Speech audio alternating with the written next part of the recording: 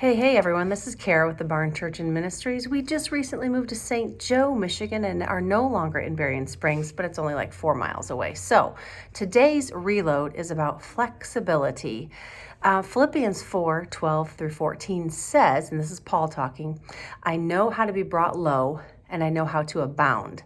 In any and every circumstance, I have learned the secret of facing plenty and hunger, abundance and need.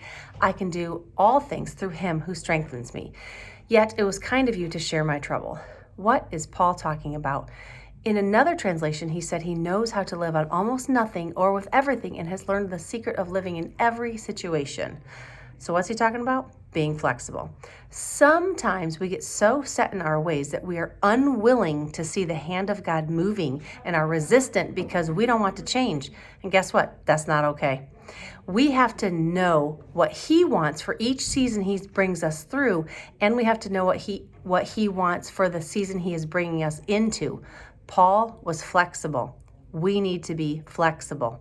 Paul was good with abundance and good without. He was saying he was willing to change his life for when the Lord moves, and we should be willing to change our life when the Lord is moving. Paul was told to go this way, and he went that way. He was obedient in all. What if he had said to the Lord, well, no, you told me to go that way, and that's the only way I'm going to go for the whole rest of my life? The people from Ethiopia, that was Philip. Oh well.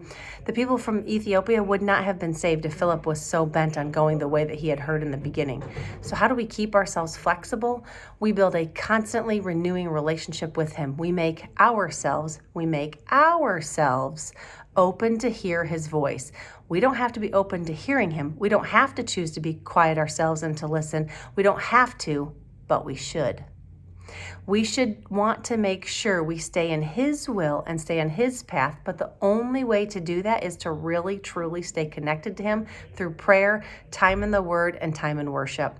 There are times he's going to tell us to go a certain way, but if we don't check back and listen every now and then, how do we know if it's not time to go another way? Or how do we know he didn't say, stop right here? So I'm not saying that you constantly question whether you're on the right path, but I am suggesting that you listen to the Spirit, listen to those around you, listen. God will put people in your life and in your path who have a message, but if you only listen to your voice, you're going to miss it. Ecclesiastes 3:1 says, for everything there is a season and a time for every matter under heaven. Everything God has us do is for a season. I always say we have to hold on to what he has given us with one hand so that we can grab the new thing he wants to give us while we're handing off what we were already holding. This is imperative. He will not change our plans daily, usually, but he does call us to new things. It is our choice to be flexible enough to see it. It is our choice to lay down our plans for his and lay down our ideas for his. And when we do, when we lay down our lives, our plans, our ways for his, it gets rid of all the selfishness in our hearts, because that's ultimately what is causing inflexibility in your life. It's our own selfishness. So stop seeking your own interest and seek his instead. Recognize his hand and his move, and you will be a whole lot less frustrated in life. That's all I have for now. Be flexible. Be flexible. Be flexible. Listen to the Spirit. Understand what God is doing. Look at the bigger picture. Find us on social media at The Barn Ministries, Facebook, YouTube, Instagram, or TikTok, or our website, thebarn.church. See you next week.